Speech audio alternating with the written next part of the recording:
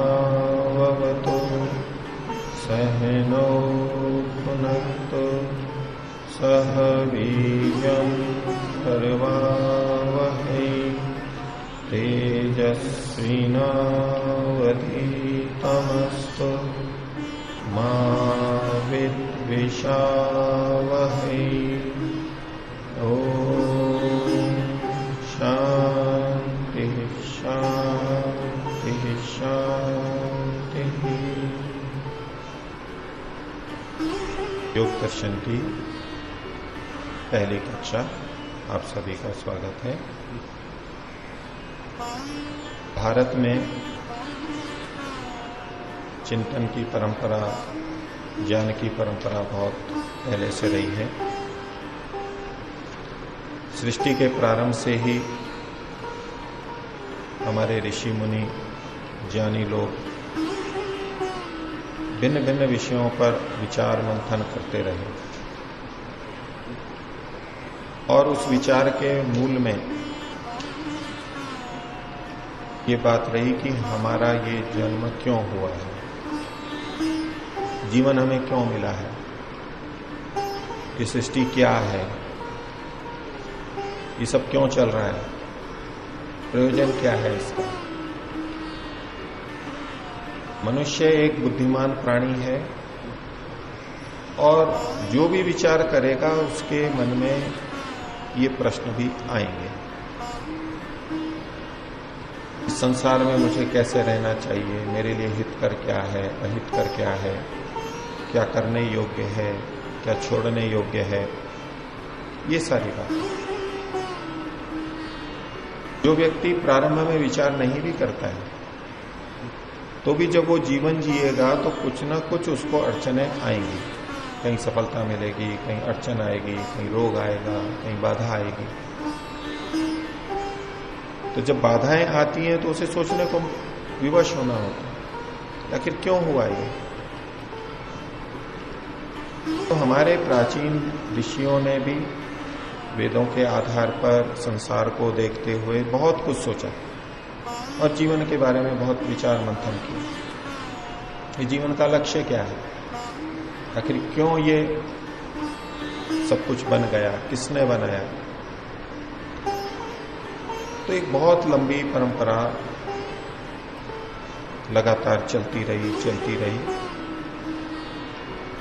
और ये तरह तरह की विद्याएं अलग अलग क्षेत्र में विस्तार से, वो सब व्यापक रूप से गुरु शिष्य परंपरा से भारत में विशेष रूप से और पूरे विश्व में भी ये चलता रहा। तो इन सब ज्ञान परंपराओं में फिर कुछ विद्वानों ने, ऋषियों ने, साक्षात दृष्टा जो लोग थे, विषय पे अध्ययन किया, उन्होंने बाकी सबके हित के लिए कुछ ग्रंथों की रचना की और अलग अलग दृष्टि से सोचा हुआ, अलग अलग दृष्टि से प्रस्तुत किया गया होने से, अलग अलग विषय को लेने से वो हमारे अलग अलग ग्रंथ बन गए। योग दर्शन भी ऐसी ही उस परंपरा का एक ग्रंथ है।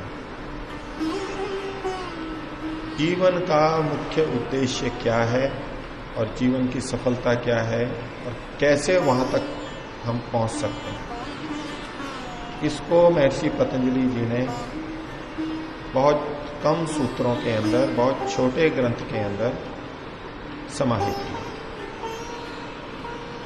और वो आज योग दर्शन के नाम से प्रचलित है।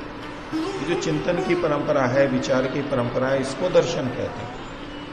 एक दृष्टि होती है, उसमें कुछ हम जानते हैं, देखते हैं, जिसके द्वारा हम कुछ समझते हैं, उसको दर्शन कहते हैं। तो किसी एक विषय में क्या दृष्टि हो, क्या ज्ञान हो वो अलग अलग दर्शनों में बताया गया, अलग अलग विषयों को केंद्रित करके दर्शन बनाए गए। तो 6 दर्शन हमारे यहां पर प्रचलित हैं। तो उनमें से एक ये योग दर्शन है, और 6 दर्शनों में सबसे अधिक सुना जाने वाला, सबसे अधिक जिससे परिचित हैं लोग बाग, वो योग दर्शन है। योग शब्द बहुत प्रचलित है आजकल, विभिन्न संदर्भों में अलग अलग चीजों के लिए योग शब्द प्रस्तुत किया ही जाता है। उससे संबंधित ये दर्शन है योग दर्शन। अब समाज में हम योग शब्द से जो ग्रहण करते हैं, जो भी उसका अर्थ लेते हैं, उनके सामने योग शब्द का जो भी अर्थ प्रस्तुत किया जाता है, तो जब योग दर्शन शब्द आता है, ग्रंथ का नाम आता है, तो व्यक्ति ये सोचता है कि उससे संबंधित कुछ बातें यहां पर होंगी। समाज में योग शब्द से जो प्रचलित है वो यहां पर मिले ये आवश्यक नहीं है, क्योंकि समाज में योग के नाम से कुछ और बातें भी जुड़ी हुई हैं, वो प्रचलित हैं। वो सारी बातें यहां नहीं मिलेगी। समाज में योग नाम से जो प्रचलित है और हमने योग दर्शन का नाम सुना तो हम ये सोचें कि ये सारी चीजें इसी ग्रंथ से निकली हैं, योग दर्शन से ही निकली हैं। ऐसा नहीं है। अन्य भी बहुत सारे ग्रंथ हैं जिनसे निकली हुई बातें, वहां कही हुई बातें जो आज योग के नाम से प्रचलित हैं, तो सारी यहां पर नहीं मिलती है। ये योग दर्शन योग से संबंधित मुख्य रूप से आध्यात्मिक बातों को बताता है, अंदर की बात को, मन की, चित्त के स्तर की बात को विस्तार से बताता है। आसन आदि कुछ चीजें हैं वो बाहर के रूप में आंशिक रूप से उपयोगी हैं, आवश्यक हैं, उतना ही यहां पर उल्लेख है। आप जब पूरा योग दर्शन पढ़ेंगे आपको पता लगेगा कि यहां आसन के बारे में कितना कहा गया, प्राणायाम के बारे में कितना कहा गया। आजकल जो योग के नाम से प्रचलित है उसमें आसन और प्राणायाम की प्रमुखता है और बहुत विविधता है। उनमें जो चीजें स्वास्थ्य के लिए हितकर हैं वो की जा सकती हैं, करनी चाहिए, उसमें कोई बाधा नहीं है, लेकिन वो सारी चीजें यहां पर नहीं मिलेंगी, वो दूसरे ग्रंथों में मिलते हैं, उनका प्रयोजन दूसरा है। इस योग दर्शन में योग से संबंधित जो बातें आएंगी वो मन, अंतःकरण, इससे संबंधित है, अधिकांश बातें उससे संबंधित है। और जो बाहर की बातें हैं भी शरीर से संबंधित भी, उनका भी प्रयोजन मन को साधने से संबंधित है। योग का मतलब क्या है भाष्यकार स्वयं बताएंगे, सूत्रकार स्वयं बताएंगे। तो यहां योग जिस रूप में प्रस्तुत किया गया वो एक गंभीर रूप में प्रस्तुत है। योग का जो गंभीर रूप है, योग की जो वास्तविक रूप है, जो आंतरिक साधना है, उसी को ही विभिन्न रूप में यहां पर प्रस्तुत किया गया। तो योग दर्शन के रचयिता महर्षि पतंजलि, पतंजलि शब्द से भी आप बहुत परिचित होंगे, वो इसके रचयिता स्वीकार किए जाते हैं। वो भी एक ऋषि थे, महर्षि थे।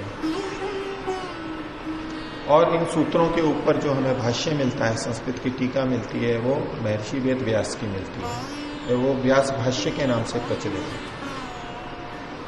और ये सूत्र हैं पतंजलि के बनाए हुए हैं, इसलिए इसको पातंजल योग दर्शन कहते हैं। पतंजलि के द्वारा निर्मित, पतंजलि से संबंधित जो दर्शन है उसको पातंजल योग दर्शन के नाम से कहते हैं। स्पष्टता करने के लिए, क्योंकि योग के बारे में और भी बहुत जगह जो कहा गया है या तो योग शब्द का प्रयोग है, इस दर्शन को विशेष करने के लिए पातंजल योग दर्शन नाम से कहा जाता है। महर्षि पतंजलि, महर्षि पतंजलि के बारे में कुछ विचारधाराएं लोक में प्रचलित है। पतंजलि जी अन्य ग्रंथों के रचयिता के नाम से भी प्रसिद्ध हैं, जिसमें व्याकरण का महाभाष्य, संस्कृत व्याकरण का महाभाष्य ग्रंथ है, जो कि अष्टाध्यायी के सूत्रों की और उस पर लिखे हुए वार्तिकों की व्याख्या है। और बहुत चिंतन वहां पर किया गया है। सब सूत्रों की व्याख्या नहीं है वो, ऐसा कभी होता है तो मेरे को संकेत। दर्शन के रचयिता महर्षि पतंजलि जी और महाभाष्य जो व्याकरण का ग्रंथ है, गंभीर ग्रंथ है, सूत्रों की व्याख्या की है, उसकी विवेचना की है, सिद्धांतों की विवेचना की है, वार्तिकों पर चर्चा है, पक्ष विपक्ष बना करके चर्चा है। ये सब सूत्रों के ऊपर नहीं है, लगभग 1/3 सूत्रों के ऊपर है। तो उसके जो रचयिता थे, महाभाष्य संस्कृत के व्याकरण के बहुत बड़े विद्वान माने जाते हैं। व्याकरण को 3 मुनियों का माना जाता है। उसमें महर्षि पाणिनि जी हैं, कात्यायन जी हैं और पतंजलि जी। ये 3 को मिला करके आज जो व्याकरण चलता है वो ही सर्वाधिक मान्य है, उसी को सब स्वीकार भी करते हैं। उसके जो रचयिता थे उनका नाम भी पतंजलि प्रसिद्ध है। और इस तरह के श्लोक मिलते हैं जिसमें आयुर्वेद से संबंधित भी एक पतंजलि स्वीकार किए जाते हैं। कुछ लोग उनको चरक संहिता के रचयिता, चरक के रूप में उनको पतंजलि नाम से बोलते हैं। तो ये 3 चीजों को रचने वाले पतंजलि जी ये लोक के अंदर प्रचलित है।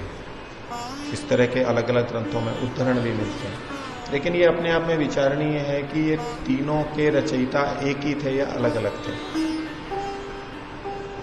तो हम जिस तरह से देखते हैं उसमें वैदिक परंपरा वाले भी और पौराणिक भी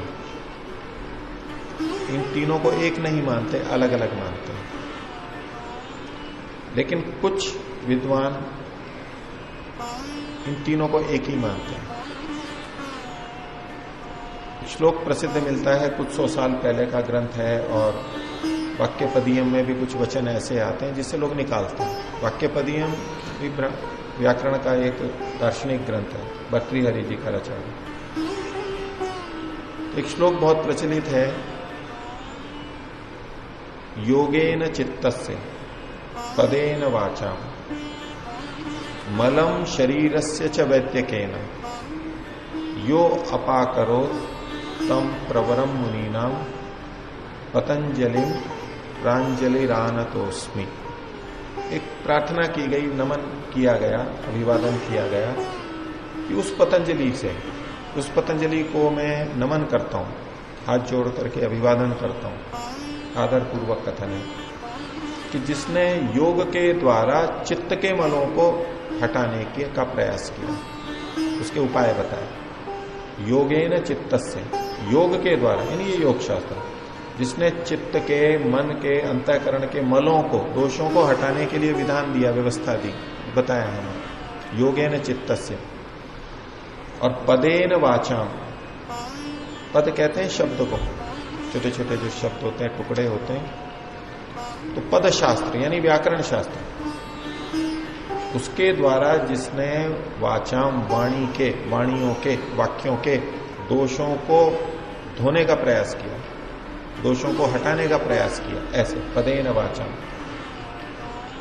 और मलम शरीरस्य च वैद्यकेन, और शरीर का जो मल है, स्थूल शरीर जो हमारा है, जो दिखाई देता है, इसके मलों को, मलम शरीरस्य च वैद्यकेन, वैद्य विद्या के द्वारा, आयुर्वेद के द्वारा, यो अपाकरो, जिसने हटाया, यानी प्रयास किया हटाने का,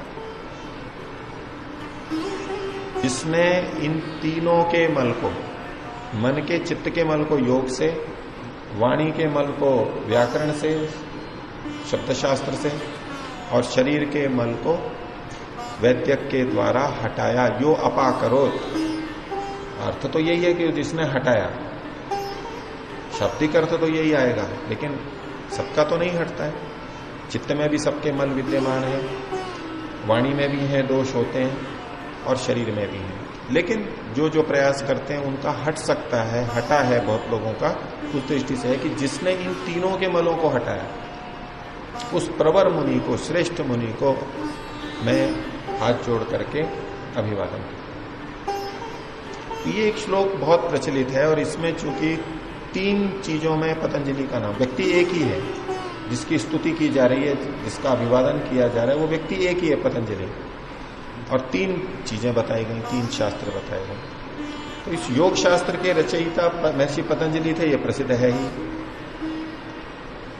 और व्याकरण के महाभाष्य के रचयिता पतंजलि, ये भी प्रसिद्ध है ही। अब वैद्यक शास्त्र के लिए पतंजलि प्रचलित नहीं है। इसके अंदर ये कहा गया है, इसमें ये कहा गया है, लेकिन चरक संहिता जो आयुर्वेद का ग्रंथ है या सुश्रुत भी है, 3 मुख्य ग्रंथ जो है, अष्टांग हृदय या संग्रह मुख्य ग्रंथ है, उसमें पतंजलि शब्द आता ही नहीं है। ये लोग कुछ उसको इस श्लोक के आधार पर चरक को महर्षि पतंजलि से जोड़ते हैं, ऐसा प्रस्तुति करते हैं। एक चरक संहिता के टीकाकार चरक चक्रपाणी है, उसकी व्याख्या एक बड़े विद्वान हुए, संस्कृत टीका उन्होंने लिखी, संपादन किया यादव शर्मा जी। तो उन्होंने भी इन तीनों को अलग ही माना है। बहुत से पौराणिक व्याख्याकार इन तीनों को एक ही मानते हैं, और ये प्रस्तुति रहती है कि जो वैदिक धर्मी हैं, आर्य समाजी हैं, वो तीनों को अलग अलग मानते हैं। जैसे आचार्य उदयवीर जी ने, राजवीर जी ने, ये इस परंपरा में अलग ही माना जाता है। लेकिन पौराणिक जगत में भी बहुत सारे विद्वान हैं जो इन तीनों को एक नहीं मानते, अलग ही मानते हैं। इनके काल अलग अलग हैं, समय अलग अलग है। अगर पतंजलि मुनि के द्वारा रचित महाभाष्य को देखें, वो कुछ 100 साल पहले का है, राजा पुष्यमित्र के समय का है। उससे संबंधित वहां पर वचन मिलते भी हैं, उदाहरण मिलते हैं, और कहा जाता है कि वो उनके राज पंडित थे या महामंत्री थे, पुरोहित थे, इस रूप में उसमें विद्वान थे, उन्होंने महाभाष्य की रचना की। लेकिन ये जो योग दर्शन है, ये तो बहुत प्राचीन है। इसकी व्याख्या व्यास जी ने लिखी, और ये व्यास जी हम मानते हैं जो महाभारत के रचयिता थे, वो व्यास जी मानते हैं। तो पतंजलि तो उनसे पहले के होंगे, ये इस परंपरा में स्वीकार किया। वो कितना है, वो पूरा समय हम निर्धारित नहीं कर सकते, ना कोई विशेष ज्ञान हो पाता है हमें। लेकिन अभी नहीं थे, इसे अभी के नहीं थे, पुराने थे।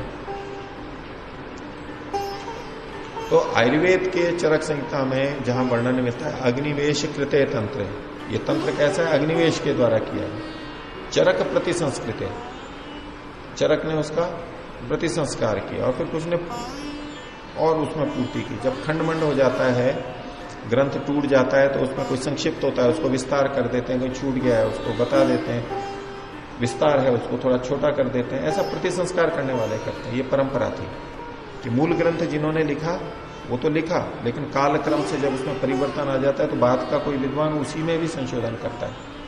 अपने यहां ये परंपरा रही है। एक ये माना जाता है कि मूल ग्रंथ जैसा है वैसा ही रहे, उसमें कोई परिवर्तन नहीं है। लेकिन जो अति विद्वान होते हैं, इस परंपरा वाले होते हैं, उसमें संशोधन भी करते हैं, किया जा सकता है। तो ये चरक संहिता एक ऐसा उदाहरण है, और भी कुछ ग्रंथ ऐसे मिलते हैं। तो ये चरक संहिता भी प्रति संस्कार, ये अगर चरक को पतंजलि मानते हैं तो चरक भी बाद के हैं, बहुत महाभारत के बाद के हैं। तो ये जो है व्यास जी से पहले के, हमारे को मुख्य प्रमाण इसी रूप में मिलता है। और जो वाक्य पदीयम आदि के श्लोक मिलते हैं, वचन मिलते हैं टीकाकारों के, वहां सीधे सीधे ये नहीं लिखा है कि पतंजलि एक ही थे। वहां ऐसे लिखते हैं कि जैसे चित्त का मल योग से हटवा है, जैसे शरीर का मल आयुर्वेद से हटता है, ऐसे ही वाणी का मल इस शास्त्र से हटेगा, यानी शब्द शास्त्र से, व्याकरण शास्त्र से। इस रूप में प्रस्तुति है। लेकिन ये जो श्लोक प्रचलित है, योगेन चित्तम योगेन चित्तस्य पदेन वाचाम, ये जो श्लोक है, इसके आधार पर लोग वहां सब क्या सोचने लगते हैं, यहां भी तीनों शास्त्रों का वर्णन है, 3 मलों का वर्णन है, तो ये भी पतंजलि के द्वारा है। और पतंजलि नाम नहीं लिखा हुआ है, पर वो उसी तरह की दृष्टि से वहां पर देखते हैं। तो वाक्य पदीयम में ये स्पष्ट नहीं है सीधे सीधे कि पतंजलि ने ही तीनों को रचना की है। तो हम यहाँ इस परंपरा में तो तीनों को अलग अलग मानते हैं। ये योग दर्शन के पतंजलि जी बहुत पुराने हैं, पहले के हैं, महाभाष्य वाले बाद के हैं, और आयुर्वेद के रचयिता, चरक के रचयिता महर्षि चरक अलग है, तीनों को अलग मानते हैं। पतंजलि नाम जो है उनका पड़ा, दोनों तरह से नाम होते हैं। एक तो जन्म से ही नाम रखा गया, और एक उनके गुणवाची नाम भी होता है, उनकी विशेषता को देख करके कोई नाम रखा गया। तो पतंजलि शब्द जो है इसमें पतत अंजलि, पतत अंजलि, ये दो शब्द थे। पतत का मतलब जैसे पतंती, पतती, पड़ रहा है, गिर रहा है, गिरने के अर्थ में आता है। तो इसमें संस्कृत की दृष्टि से कुछ विशेष संधि होती है, इसको शकंद्वादी गण में मानते हैं और उसमें शकंद्वादिशु पर रूपम वाच्यम। पतत त जो है ये हलंत है और उधर है अंजलि। तो पतत में जो अत है अंत में, प विच्छेद करेंगे तो प अ त ये विच्छेद है। तो जो अत है अ और त, इसको टी बोलते हैं, और अंजलि का अ, ये मिलकर के पर रूप यानी अंजलि का अ बचता है। तो पतत का केवल पत बचेगा और अंजलि का अ मिल जाएगा, तो पतंजलि ये नाम बनता है। पतंजलि मतलब उसका होगा पतत अंजलिर यस्मिन नमस्कार्यत्वाल, गिरती हैं अंजलियां जिसके नमस्कार के लिए, जिस पर अंजलि हम ये बोलते हैं, जल अंजलि में लेते हैं, ये अंजलि है हमारी। तो जिसके लिए अंजलियां नमस्कार के लिए गिरती हैं, ये गिरने का मतलब है उनको हम अभिवादन करते हैं। ये मतलब है जो बहुत आदरणीय है, जिसको हम आदर से देखते हैं, जिन्होंने हमारे लिए बहुत कुछ लिखा, योग दर्शन, वो योग के ज्ञाता थे, पवित्र आत्मा थे, योगी थे। तो जिसके लिए हमारे हाथ जुड़ जाते हैं और हम नमन करते हैं, उसको पतंजलि कहते हैं। जिसमें हमारी हाथ चल जाते हैं, तो ऐसा जो व्यक्ति है पतंजलि, बहुव्रीहि समास करते हैं इसमें। दूसरा इसी को कि हम जिसको आदर देते हैं, बहुत बार हम पुष्प उनको अर्पित करते हैं, हाथ में पुष्प ले लेते हैं, और पुष्प हम कैसे अर्पित करते हैं, ये पुष्प अर्पित कर देते हैं, उनके चरणों में अर्पित करते हैं या उनके ऊपर देते हैं, उनके पास में, जैसे भी हम यूं पुष्प यूं देते हैं। तो हाथ गिरता नहीं है, वैसे अंजलि नहीं गिरती है, लेकिन अंजलि में स्थित पुष्प उनके लिए गिरते हैं, हम अर्पित करते हैं, ऐसे हम करते हैं। लेकिन यहां उस अंजलि को ही गिरना शब्द से कहा जा रहा है, जैसे कि अंजलियां उसके प्रति झुकती हैं, गिरती हैं, नीचे झुकती हैं, ऐसा जो आदरणीय है, ऐसे ही हमारे पतंजलि थे। तो ये इनकी अनवर्त संज्ञा भी कही जाती है कि चूंकि बहुत आदरणीय थे, इसलिए जिनके लिए हर कोई हाथ झुका देता था, जिनके लिए हर कोई पुष्प अर्पित करता था, ऐसे ये महर्षि पतंजलि। एक और कथा इसके अंदर, पौराणिक कथा प्रचलित है कि एक महिला थी, उनके हाथ में जो आकर के गिरे, हाथ में आकर के जो गिरे, उनको पतंजलि बोलते हैं। तो एक देवी थी, ऐसा नाम कहा जाता है, वो तपस्या कर रही थी। गोपी नाम की कोई महिला थी जो तपस्या कर रही थी,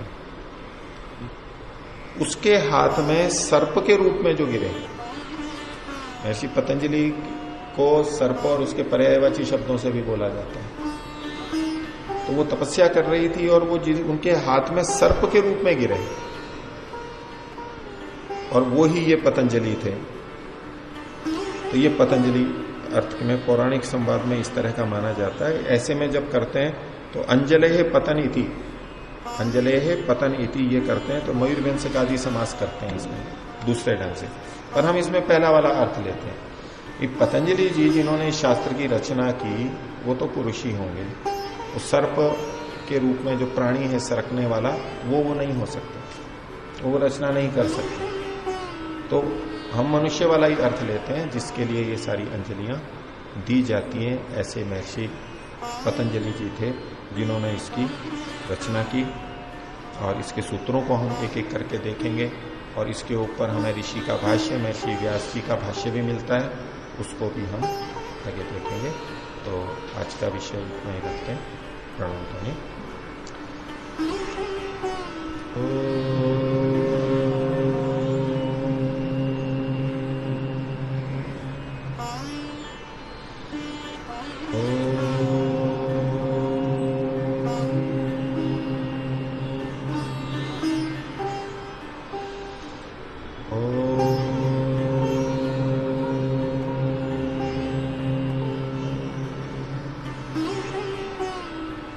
सभी सतर्विवदन पूज्य।